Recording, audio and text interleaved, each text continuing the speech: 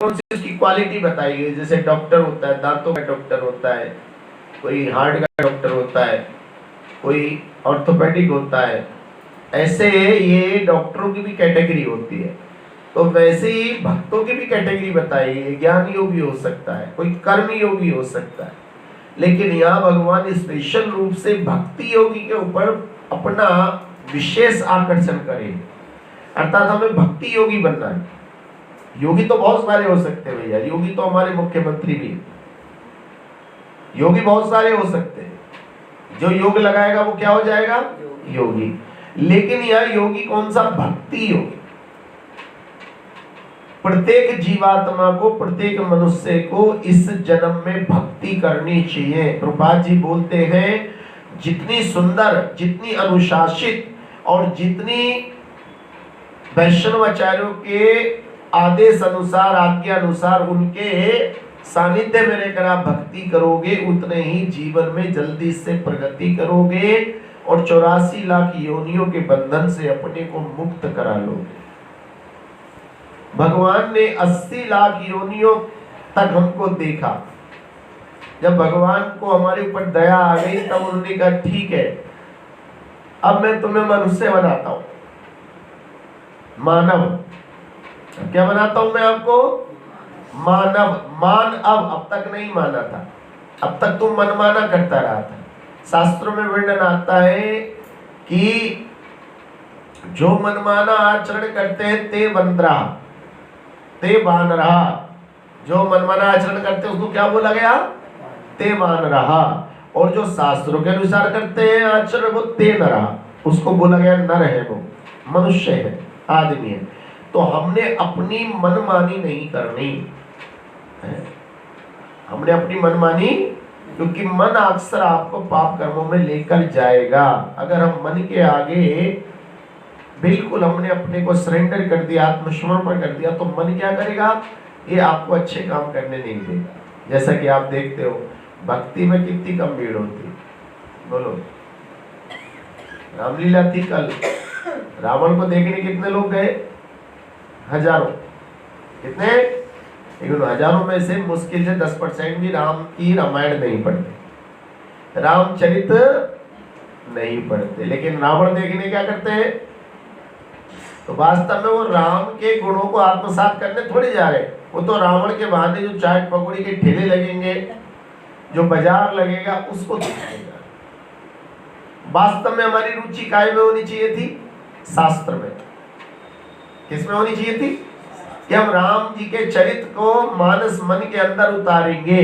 लेकिन हमारी रुचि काय में हो गई कि रावण के फूकने पर जो मेला लगेगा वहां हमको मौज मस्ती करने का अवसर मिलेगा, चाट पकौड़ी खाने का अवसर मिलेगा। तो हमने इतने पवित्र ग्रंथ का सार और मनोरंजन में क्या कर दिया? समाहित कर दिया। फिर हम लोग परेशान होते।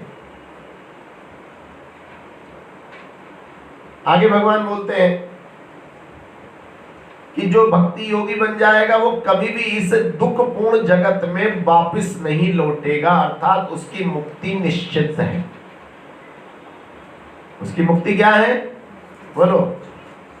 उसकी मुक्ति निश्चित है जिसने अपने को भक्ति योग में संसिद्धि कर ली। आज भारत में ही नहीं, America, Japan, Russia, Europe, Germany, Pakistan, China, Africa, रूस, इसमें बहुत सारे लोगों ने क्या किया हुआ है? अपने को कृष्ण भावनामृत में उन्होंने समाविष्ट कर दिया। और जब उन्होंने कृष्ण भावनामृत में अपने को सराबोर कर लिया तो उनको आनंद मिलने लगा।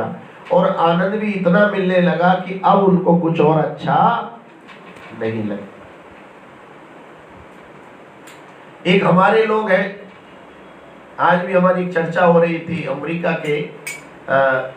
अमेरिका में उनका बेटी है और लंदन में उनका बेटा है। वो कह रहे थे, गुरुजी कि अमेरिका में हमारे जो भारत के लोग हैं वो बढ़ चढ़कर अपने धार्मिक काम करते हैं। दूर दूर से लोग आते हैं, 3-3, 4-4, 5-5 घंटे की गाड़ी को रन करके 200, 250, 300 किलोमीटर चल के, क्योंकि अमेरिका में गली गली में मंदिर नहीं है। अमेरिका में पार्क में मंदिर, हाँ ध्यान रखना भैया, वहां पर सैन फ्रांसिस्को, जहाँ उनकी बिटिया है, बता रहे थे वहाँ 300 किलोमीटर तक से लोग, चूंकि 100-150 प्रति घंटे की रफ्तार होती है, इसलिए 1.5-2 घंटा लगता है उनको आने में। इतनी दूर दूर से लोग आते हैं और पूरे भक्ति भाव से, जब भी वहां किसी का जन्मदिन होता है, शादी होती है, तो उन्हीं मंदिरों में जाकर भगवान के कीर्तन के साथ सेलिब्रेट करते हैं। और एक हम लोग क्या करते हैं, हमने भगवान के सत्संग कीर्तन खत्म कर दिए, डीजे लगा दिया है। बोलो, शादी में भी जाने का अवसर मिला भैया, देखा तो कहीं भी दूर दूर तक उसमें कोई धार्मिक भावना नजर, सारे लोग कोट पैंट टाई में घूम रहे थे, धुआंधार अंग्रेजी के क्या बोल रहे थे, उसमें गाने बज रहे थे। पंडित जी एक कोने में बैठे हुए इंतजार कर रहे थे कि सब ये कब बंद हो और मैं इनके क्या कराऊं, बस फेरे कराऊं। इतना धार्मिकता थी वहां। लेकिन जब हम बाहर का विवाह देखते हैं, अभी एक बच्चा लंदन का था और उसने विवाह करा के गोवर्धन पर, उसके एक भी गाना नहीं बजा, सब ट्रेडिशनल सॉन्ग बजाए गए, भक्ति सॉन्ग बजाए गए, और एक एक परंपरा को भारतीयता से ओतप्रेत करके, अर्थात वो विवाह करने लंदन से स्पेशल कहाँ आया, गोवर्धन पर आया, वृंदावन धाम में आया। बोलो जय जय श्री राधे। बोलो, बजाओगी ना तुम?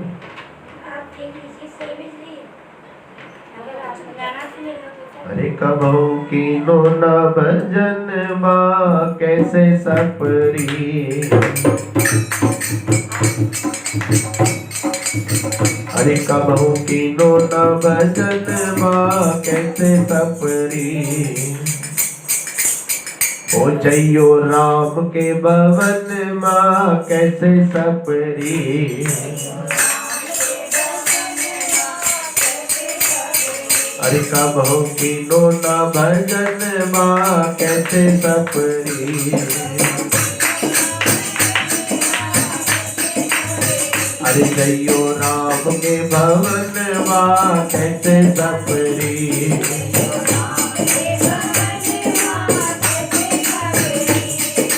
सह न सके जब कष्ट गर्भ का किया था ये इकरार, सह न सके जब कष्ट गर्भ का किया था ये इकरार, प्रभु तुम्हारा भजन करूंगा करो नरक से बाहर, माता भोला रे बेईमान बा कैसे सपरी,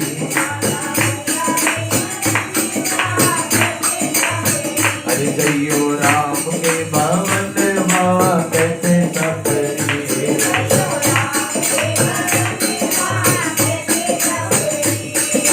बालपन हंस खेल गवायो आई मस्त जवानी,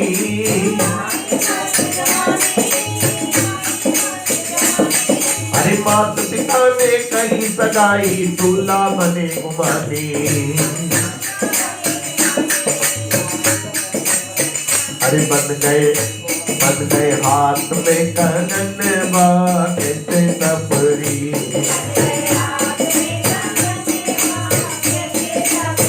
अरे जइयो राम के भवन माँ कैसे सपरी,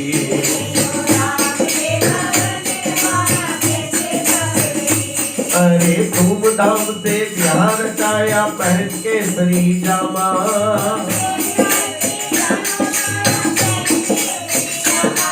अरे मन पसंद की दुल्हन लाए खत्म हो गया ड्रामा,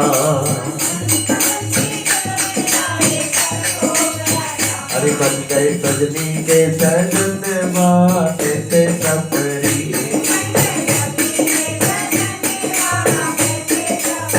ओ जइयो राम के भवन माँ कैसे सपरी,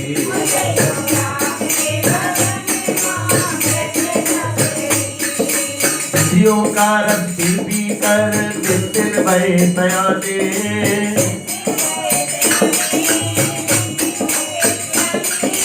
बालपन से बाप भय फिर बाबा लगे कहाने, अरे अब तो आ गए चौथे पन्नवा कैसे सफरी। अरे जइयो राम के भजनवा कैसे सफरी।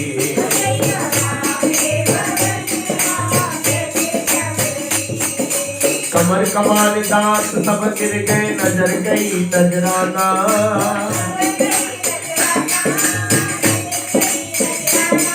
अरे बाहर खाट डाल कर बैठे बहुए मारे ताना। अरे कब हम मरेंगे बूढ़न बात कैसे सफरी।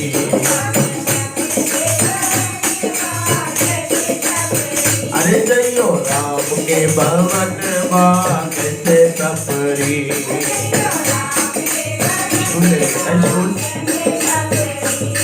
अरे इसे विकार में उम्र गुजर गई तीनों ना तैयारी।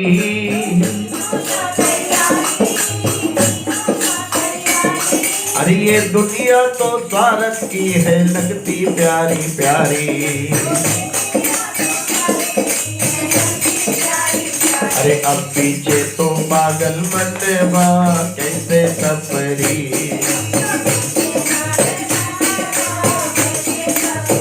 अरे जइयो राम के भवनवा कैसे सफरी।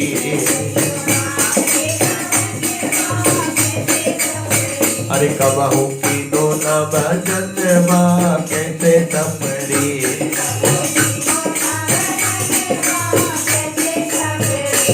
देखो भजन जो है आजकल कलयुग के एक ही घटना से बिल्कुल क्या बैठता है, फिट बैठता। हम लोग 80 लाख योनियों के बाद माँ के गर्भ में उल्टे लटके हुए थे और हमें पिछले 100 जन्मों के पापों की याद आ गई। तब हमने हाथ जोड़कर भगवान से वचन दिया था, किया था ये इकरार, प्रभु तुम्हारा भजन करूंगा करो नरक से। भैया माँ के गर्भ को नरक बताया गया। नरक क्यों बताया गया है? क्योंकि शिशु की पोटली के चारों तरफ क्या इकट्ठा होता है, मल मूत्र होता है। 9 महीने तक उल्टा तू लटका रहता है। लेकिन जैसे भगवान तुझे इस नरक से बाहर निकालते हैं और जैसे जैसे तू बड़ा होता अभिमानी होता जाता है और कहते हैं विषय विकार में उम्र गुजर गई, विषयों के चक्कर में पड़ गया, बालपन हंस खेल गवायो आई मस्त जवानी। और मात पिता ने करी सगाई दूल्हा बने गुमानी और अब तो बन गए सजनी के सजन। मनपसंद की दुल्हन लाए। अब आजकल तो भैया लड़का लड़की देखते जरूर है, लेकिन आज से अगर 20 साल पहले भी जाएंगे ना इतना नहीं देखते। लोहरे इतना नहीं देखते थे। घर वाले देख जाए, लेकिन लड़के लड़की को ऐसे नहीं मिलाया जाता, फोन नंबर नहीं दिलाया जाता था। और अब तो एक नया ट्रेंड चल गया है जो हम लोगों के लिए बड़ा घातक है, लिव इन रिलेशन। बहुत सारे लड़के लड़कियां क्या सोचते कि 1-2 महीना साथ साथ रहेंगे कहीं, उसके बाद कहीं अगर हमारा जचेगा तब आगे चलाएंगे। तो भैया ध्यान रखो, ये जो सारे संस्कार ये हमारे भारतीय संस्कृति के लिए बड़े हानिकारक हैं। और वही हो रहा है कि आजकल हमारे बच्चे अंग्रेज बनना चाहते हैं, ना वो इंडियन रह रहे ना अंग्रेज बन पा रहे, बीच में लटके रह जाते, आधे अंग्रेज। जैसे आप कोई भोजन बनाओ, रोटी बनाओ, चपाती बनाओ, आधी कच्ची हो एक तरफ से, एक तरफ सिकी हुई है, तो क्या होगा, खाने का मन करेगा क्या? ऐसे आज हमारे बच्चों का हाल हो गया कि बनना चाहते अंग्रेज तो ना हिंदुस्तानी रहते ना अंग्रेज रहते, बीच में लटक जाते हैं। देखो एक बहुत बढ़िया बात आती है, कहते हैं 2 भाई थे सगे, दोनों में बड़ा प्रेम था, दोनों का विवाह हुआ, स्त्रियों ने बीच में हस्तक्षेप शुरू कर दिया धीरे धीरे। और एक दिन क्या हुआ कि छोटे भाई को बड़े भाई ने थप्पड़ मार दिया। थप्पड़ मारते उसकी बीवी ने उसको चढ़ा दिया। इतने बड़े पे कोई हाथ उठाता है? तुम्हारे हाथ क्या बंधे हुए थे? बोलेगा मैं बड़े भाई पे हाथ उठाता। कुछ कह तो सकते थे, बोले हाँ ये तो तू कैसे ही करे, अब कैसे दोबारा उठाएंगे तब मैं बताऊंगा। कुछ दिनों ठंडक रही, फिर एक दिन भाई ने बड़े ने फिर रखा एक कान पे, और उसने तो उसे खूब सुना दी, इतनी सुनाई कि बड़े भाई को बहुत बुरा लगा। और जो जो उसने कहा छोटे भाई ने वो सब उसने कहा कर ली अपने, और दोनों अलग अलग रहने लगे। 1 साल 2 साल 3 साल 15 साल बीत गए। छोटे वाले भाई की लड़की जवान हो गई, शादी लायक। अब उसके मन में प्यार उमड़ने लगा, किसी सूरत से मेरा भाई अगर आ जाए तो मैं अपनी लड़की के हाथ पी ले। बड़ा भाई सत्संग में जाता, किसी ने कहा भैया तू एक काम कर, इसके गुरु के पास चला जा, गुरु इसकी डांट लगा देगा, तेरा काम हो जाएगा। वो गुरु जी के पास पहुंचा, बोले मेरे बड़े भाई आपके शिष्य हैं। बोले अच्छा क्या चाहते हो? बोले महाराज मेरी बिटिया की शादी होनी है, अगर मेरे बड़े भाई भी उसमें सम्मिलित हो जाएंगे तो मेरा जरा मान बढ़ जाएगा समाज में। कहा ठीक है, कल आएगा तेरा भाई तो मैं समझाऊंगा उसको। बड़ा भाई अगले दिन आया, गुरु जी के चरण छुए, वहीं बैठ गया। गुरु जी ने कहा भाई तुम्हारा छोटा भाई है? बोले हाँ है। उसकी लड़की की शादी होनी है? बोले हाँ होनी है। कब है? बोले वो फला तारीख को है। तुम जाओगे? बोले मैं नहीं जाऊंगा महाराज। तुम क्यों नहीं जाओगे? क्यों नहीं जाओगे? बैठ नहीं रहे क्या तुम लोग? अच्छा, और ये कहाँ से? रुद्रपुर से, बिलासपुर से? चंदौसी। हम तो चंदौसी गए, कल गए। चल कल सुभाष रोड पे गए थे हम, डॉक्टर हरि प्रकाश। अच्छा हाँ, तो स्टैंड रोड निकल के गए थे हम तो। चलिए अच्छा चलो जी, डॉक्टर साहब आपका बहुत बहुत धन्यवाद। एक प्रसाद तो दे दो इन्हें जरा, जब 1 मिनट प्रसाद लेते जाओ, 2 के लेते हैं, 2 एक के लिए।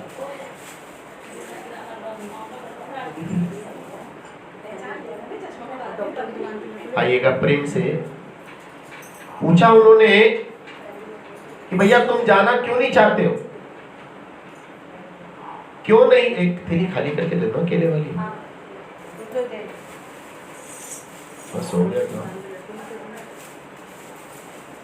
दे दो, बोलो। बड़े भाई ने क्या कहा गुरुजी से? कहा उन्होंने कि इसने 15 साल पहले मुझे क्या करी थी? खरी खोटी सुनाई। कितनी? कितने साल पहले? अगले दिन फिर आया सत्संग में, भाई चले जाना। महाराज जी मैंने आपको बताया तो। अब 7 दिन हो गए लगातार।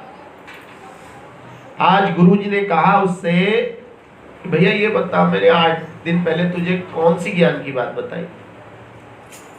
हरे कृष्णा। जैसे हम ही आपसे कहने लगे कि इससे पहले जो पहले दिन आए थे काशी, कौन कौन सी बातें बताई थी आपको? आप क्या बोलोगे? ऐसी वो बड़ा भाई भी बोला कि 8 दिन पहले जो आपने बातें बताई थी वो, बोले तुझे 15 साल पुरानी अपने भाई की बात एक एक याद है, और मेरी बताई हुई 8 दिन पुरानी बात तो क्या कर गया? बोलो, भूल गया। तब उसको अपनी गलती का क्या हुआ? हम भी क्या करते हैं, किसी की कही गई बातों को कभी कभी अपने हृदय में गांठ बांध के रख लेते हैं, और उसके बाद जो हजारों ज्ञान की बातें होती है सत्संग, वो सब क्या हो जाते हैं। और यही हमारा फेलियर सिस्टम है, यही पर हम असफल है। जबकि हमें करना क्या चाहिए? जब आप सब्जी काटते हो तो सड़ा गला हिस्सा क्या करते हो? फेंकते हो ना। और अच्छा, लेकिन यहां पे आचरण में उल्टा कर देते हो, सड़ा गला तो काय में रख लेते हो, और ज्ञान की बात है और फिर कहते हो महाराज जी सुख शांति न पता लग रही। हमें तो सत्संग से जुड़े हुए बहुत समय, क्योंकि हम अभी सत्संग को नहीं समझ पा रहे।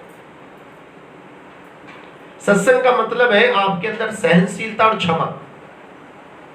क्षमा बड़न को चाहिए, हमें बड़ा बनना है, महात्मा बनना है, आत्मा को महा बनाना है हमने। आत्मा तो सब सारे जीवों में एक सी है, चींटी में, पशु में, पक्षी में, कीड़े में, सब में एक इक्वल है, बिल्कुल एक समान है।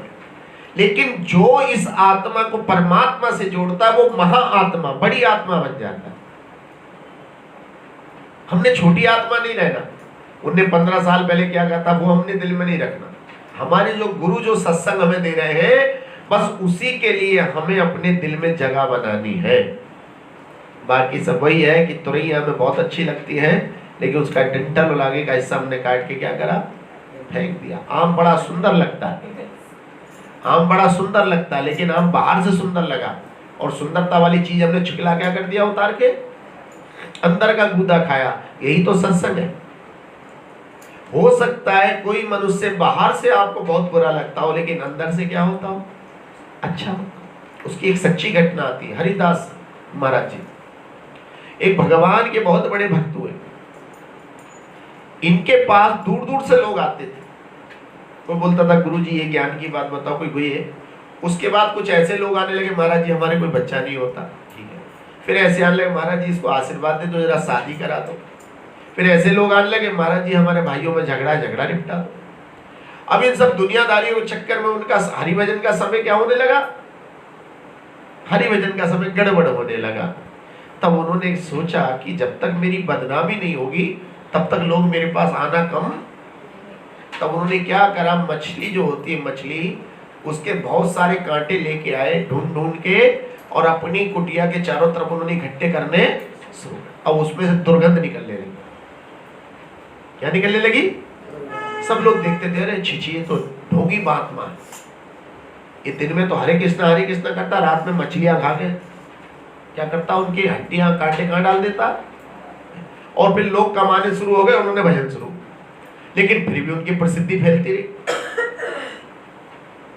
लोग भले ही कमा गए, लेकिन जो उनके दर्शक पा लेता था, तुम्हारे दर्शन होए पाप दूरे जाए, कहते हैं उनके दर्शन करने से पाप दूर चले जाते थे। तब वहां का जो मुसलमान राजा था उसको ईर्ष्या हो गई।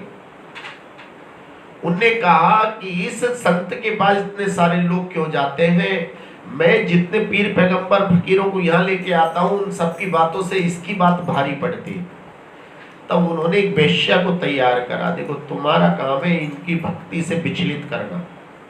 उस वेश्या ने कहा मुझे कोई प्रॉब्लम नहीं, मैंने तुझे कितनों की साधना को भंग कर दिया है, बहुत सुंदर थी। और वही हुआ कि जब महाराज जी अंदर क्या कर रहे थे, हरे हरे कृष्णा कृष्णा कृष्णा हरे हरे, हरे राम राम राम हरे हरे।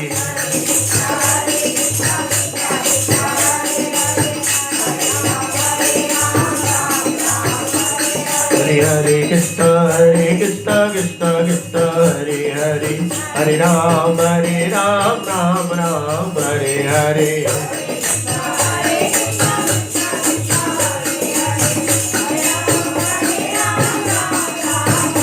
अब वो वेश्या जाकर उनके सामने खड़ी हुई, लेकिन उनकी आंखें बंद थी। बोला अभी आंखें खोलेंगे, मेरे यौवन को देखेंगे तो क्या रह जाएंगे, भुचक के रह जाएंगे। और वो बड़ी अपनी भंगिमाएं बनाकर क्या हो गई, कभी ऐसे खड़े कभी ऐसे खड़े। उन्होंने आंख खोली ऐसे, और वो फिर क्या हो गए, हरे हरे कृष्णा कृष्णा कृष्णा हरे हरे, हरे राम राम राम हरे हरे।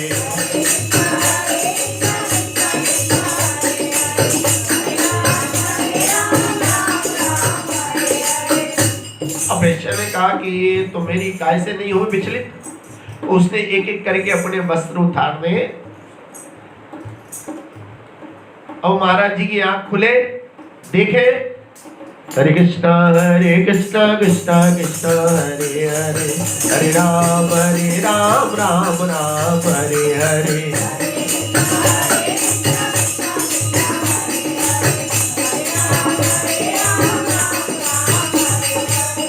जब सारे वस्त्रों का परित्याग कर दिया वेश्या ने, महाराज जी ने आंखें खोल के देखी, फिर दोबारा आंखें बंद करी, फिर भक्ति कहने लगे मेरे शरीर का तो संसार दीवाना रहता है, और एक ये है कि एक इसके अंदर माला उंगली में डाल के क्या कर जाता बार बार।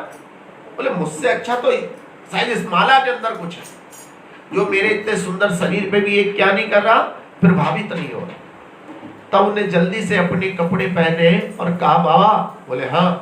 अरे इसमें क्या है? बोले इसमें अमृत है। बोले कौन सा? बोले नाम अमृत। कौन सा? बोले मुझे भी मिल जाएगा क्या? बोले हाँ मिल जाएगा, तुझे भी मिल जाएगा।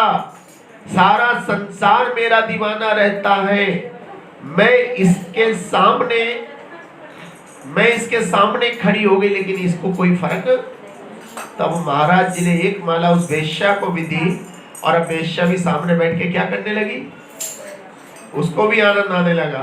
हरे कृष्णा कृष्णा कृष्णा हरे हरे, हरे राम राम राम हरे हरे।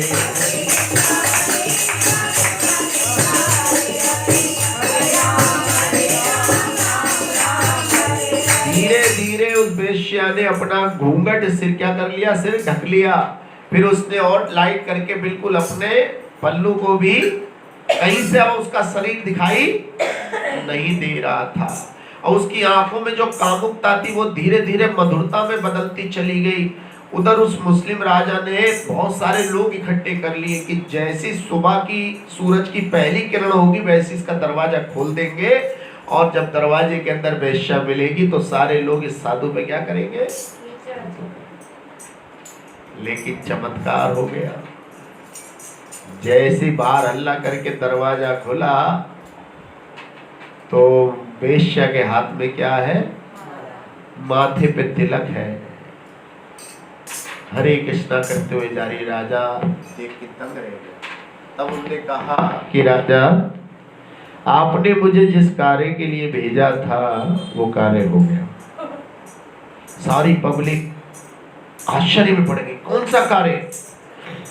बोले इस राजा ने मुझे इस महाराज का चरित्र हनन करने के लिए भेजा था।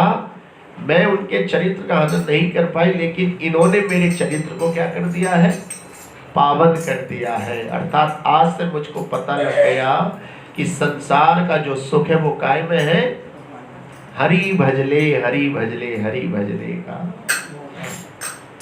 ओ तारा है सारा जमाना, श्याम को भी तारो।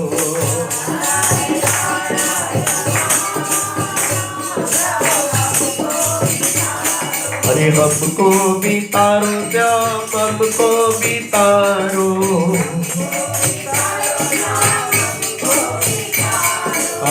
तारा है सारा जमाना, श्याम को भी तारो।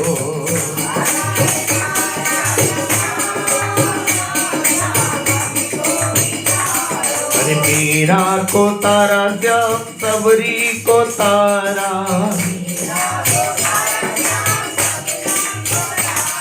अरे मीरा को तारा श्याम, सबरी को तारा।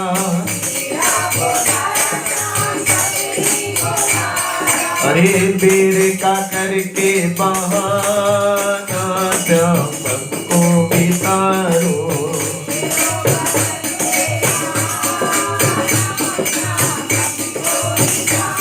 अरे पांडवों को तारा, द्रौपदी को तारा। अरे पांडवों को तारा तुमने, द्रौपदी को तारा। अरे चीर का करके बहाना, श्याम को भी तारो।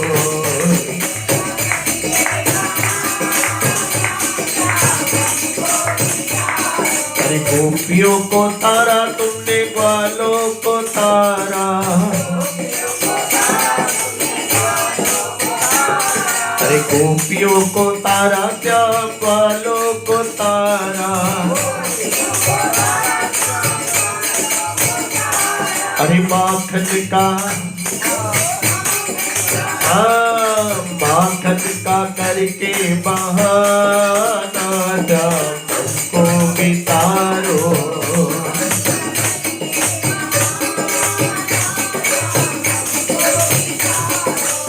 भक्तों को तारा, सुदामा को तारा, अरे भक्तों को तारा, श्याम सुदामा को तारा, अरे चावल का, हाँ चावल का करके बहाना, श्याम हमको बितारो,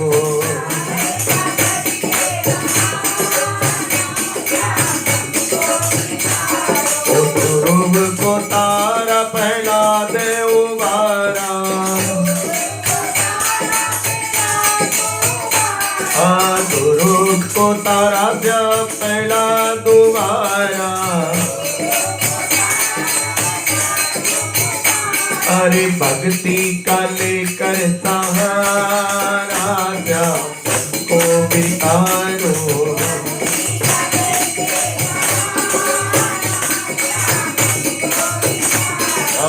तारा ही सारा जमाना, को बितारो,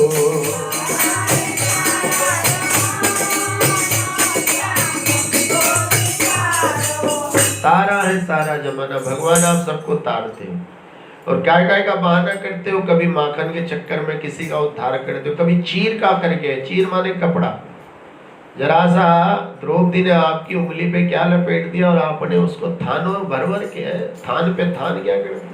तो यह कभी कभी आप ही भगवान को वस्त्र भेंट करते हो। और द्रौपदी ने कितना बड़ा वस्त्र दिया था, उंगली पे लपेट दिया, और आप तो पूरी पूरी ड्रेस तैयार कर देते, चढ़ा देते। फिर सुदामा को काय सिता रहे हो, चावल को। और जोड़ तोड़ छोटे छोटे बालक जो ध्रुव और प्रहलाद थे, उनके पास क्या था, भक्ति का लेकर सहारा। तो क्या हम इस भजन से ये सीख ले सकते हैं कि अगर हमने ठाकुर को अच्छी तरीके से भोग लगा रहे हैं, तो इस भोग की विशेषता से ही वो हमें क्या कर सकते हैं, ताड़ सकते हैं। हम अच्छे तरीके से उनको वस्त्र पहना रहे हैं, हम अच्छी प्रकार से उनकी भक्ति करें, हम उनका प्रसाद ला रहे हैं। देखिए भक्तों के असंख्य गुण हैं। कभी कभी कोई क्या सोचता है कि शायद भजन गाना ही भक्ति है, तब किसी गाना अच्छा आ जाए तो बोले हमसे गाना नहीं आता, हम कैसे भक्ति करें। कोई बोलता है शायद नाचने से क्या हो सकता है, कोई सोचता है बजाने से हो सकता है, कोई बोलता है नहीं भाई इसी का। भक्ति के असंख्य गुण हैं, समझते हो। मूकम करे वाचालम पंगु लगते गिरी।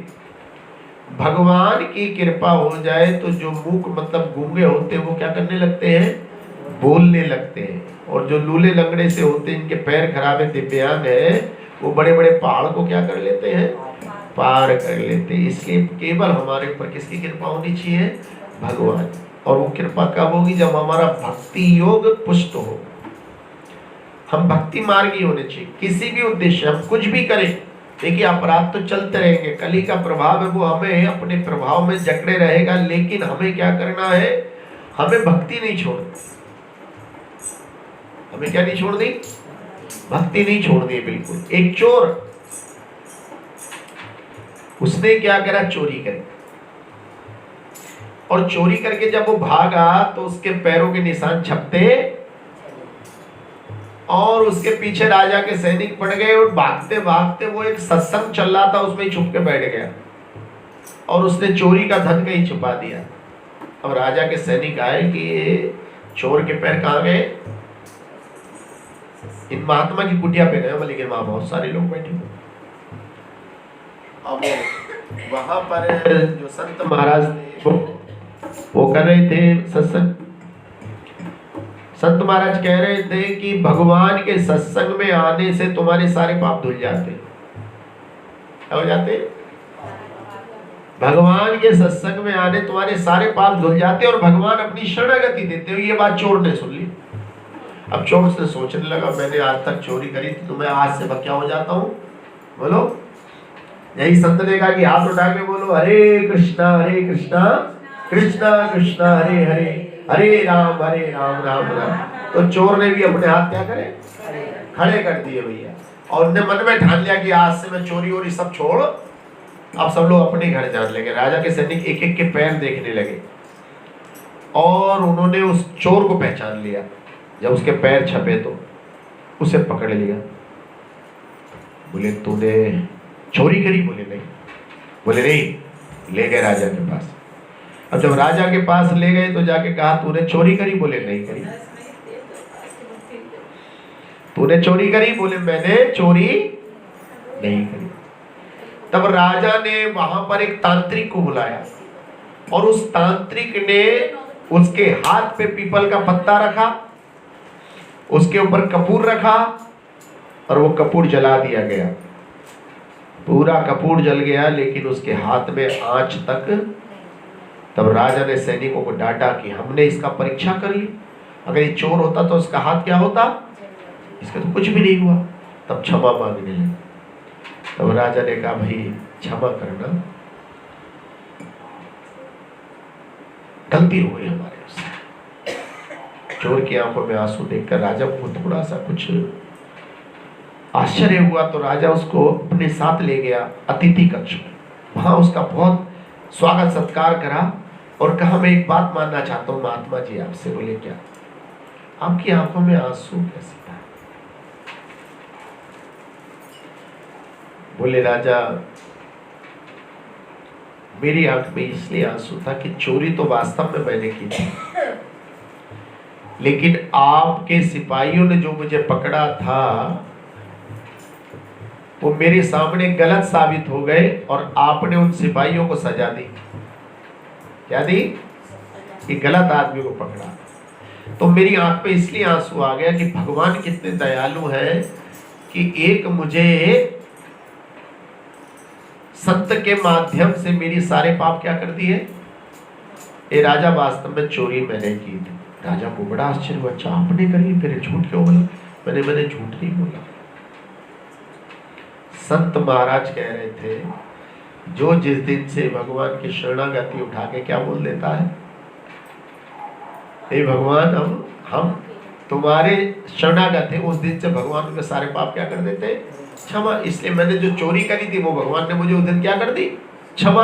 आपने मुझसे कोई चोरी की? मैंने तो नहीं, क्योंकि उस दिन तक के पाप तो मेरे क्या हो गए थे और आप आज पूछ रहे हो मुझसे, इसलिए मैंने। बोले चलो हम भी सत्य के पास जाए। तब राजा वहां पहुंचे। तब राजा ने कहा कि जो सालों से चोरी कर रहा था, एक घड़ी सत्संग की उसने सुनी और उस सत्संग का प्रभाव उसके चित्त पर ऐसा पड़ा कि उसने सारे अपराधों को तिलांजलि दे दी। इसलिए सत्संग जो होता है वो हमारी शुद्धता बढ़ाता है। देखिए, एक चालीसा पढ़ो या 108 पढ़ो, वो अलग की चीज है, समझ रहे हो? आप यहाँ सुबह से शाम तक क्या पढ़ते रहो? दुर्गा चालीसा, हनुमान चालीसा, शिव चालीसा, कुछ भी पढ़ते रहो।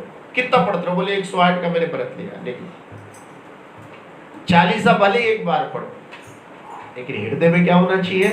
शुद्ध भाव। क्या होना चाहिए? अब हम घड़ी भी देख रहे हैं, भाई आज मैंने 108 कहा तो 108 पढ़ के छोड़ूंगी। अब हमारे मन में भाव कुछ नहीं है। हमारे मन में क्या है? एक गिनती का पीछे पकड़ना, गिनती का पीछे पकड़ना। तो हमने भगवान को सुनाना नहीं, हमने आत्मा और परमात्मा के संबंध को प्रगाढ़ करना है, उसको मजबूत बनाना है, शक्तिशाली बनाना है। और ये कब बनेगा?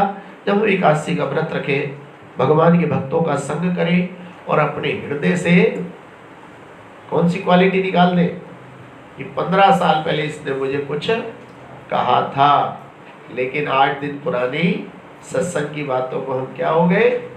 बोलो, भूल गए। इसलिए ये क्वालिटी भक्तों में होनी चाहिए कि हंस बन जाओ। कोई आपको बुरा कह रहा है तो उसको स्वीकार ही मत करो। हंस को आपने दूध और पानी मिला के दिया, उसने शिकायत नहीं करी कि आपने पानी क्यों मिलाया। उसने इस तरीके से पिया कि दूध सब पी गया और पानी और चल दिया। हरे कृष्ण। ऐसी हर आदमी में अच्छाई बुराई दोनों चीजें होती है, ठीक है? अच्छाई भी और बुराई भी। अच्छाई को दूध समझ लो, बुराई को पानी। आप भी हंस बन जाओ, दूध पी लो, पानी उसी के पास छोड़ दो, तब पता लगेगा कि हाँ सत्संग का प्रभाव पड़ा। अच्छा, जितनी ईर्ष्या क्रोध आपके अंदर से कम होगा उतना आपका चेहरा चमकता रहेगा। टेंशन में आप किसी को देखो, उसके चेहरे पे बिल्कुल भी लाइट नहीं होती। जो परेशान लोग होते हैं वो दूर से देख के पता लग जाता है। जब कभी आप बच्चों का रिजल्ट लेने पहले स्कूल में जाते थे, अब तो खत्म हो गया जमाना, पहले जब रिजल्ट बैठता था सारे माता पिता इकट्ठे होकर जाते थे और बच्चों के चेहरे खिलते खिलते आते। जो फर्स्ट डिवीजन होता था वो नाचता कूदता आता था, है, और जो फेल होता था वो मुंह लटकाया आता था। बच्चों का चेहरा देख के पता लग जाता था इसकी कौन सी डिवीजन है, समझ रहे हो। ऐसे ही संसार में बहुत सारे लोग मिलेंगे, भगवान ने उन्हें बहुत करोड़ों रुपया दे रखा होगा, बड़े बड़े साधन दे रखे होंगे, लेकिन उनके दिल में भगवान की भक्ति का उजाला नहीं होता। मेरी महफिल में समा जले ना जले, मेरे दिल में उजाला तेरा चाहिए। आसरा इस जहां का मिले ना मिले, मुझे तेरा सहारा सदा चाहिए। इस जहां का आसरा हमें नहीं चाहिए। ये आज लोग तो बहुत मतलबी होते, समझे। जब तक ये आजकल के बच्चे अपने साथ रहते, जब तक उनका मतलब सिद्ध होता है, जब मतलब निकल गया तो पहचानते नहीं। इसलिए आसरा इस जहां का मुझे मिले ना मिले, मुझे तेरा सहारा सदा चाहिए। मेरी महफिल में समा जले ना जले, मेरे दिल में उजाला तेरा। तो आज एकादशी का मैं आपको यही सार दूंगा कि आप आराम से अपने जीवन को जिए, सारे तनाव छोड़ दें, लगन हरि से लगा बैठे, जो होगा जो होगा से मतलब लाभ होगा तो भी देखा जाएगा, हानि होगी, सुख होगा तो भी देखा जाएगा, और अगर दुख आ गया तो भी क्या करोगे, बोलो, देखना। गर्मी आएगी तो भी देखेंगे, जाड़े आएंगे तो भी, भैया मद्दा आएगा तो भी देखेंगे, तेजी आएगी, कोई हमसे हंस के बोलेगा तो भी देखा जाएगा, और कोई हमसे लड़के आएगा तो भी देखा, लेकिन लगन हरि से लगा बैठे जो होगा। यही सार है इस एकादशी का। दोनों हाथ उठाइए, बोलिए हरे कृष्णा हरे कृष्णा कृष्णा कृष्णा हरे हरे हरे राम राम राम हरे हरे। बोलो एकादशी महारानी की। तो एकादशी का जो पवित्र दिन है वो हम भक्तों के लिए अमृत के समान है। ऐसे समझ लीजिए जैसे कोरोना की वैक्सीन है, जिनने कोरोना की 2 वैक्सीन लगा ली उसको क्या हो गया, बोलो, वो 90% कोरोना से बच गया। ऐसी है हमारी वैक्सीन, हर 15 दिन में एक मिलती है। इसको लगाने से कली हमारे ऊपर प्रभाव नहीं डालता, माया हमारे ऊपर प्रभाव नहीं डालती। बोलो जय जय श्री राधे निताई गौर प्रेमानंदे गौर हरि बोल। निताई गौर प्रेमानंदे गौर हरि बोल। आइए आप लोग आइए, लेकिन माइक कैसे पहुंचेगा, उधर ही उठ के जाना पड़ेगा।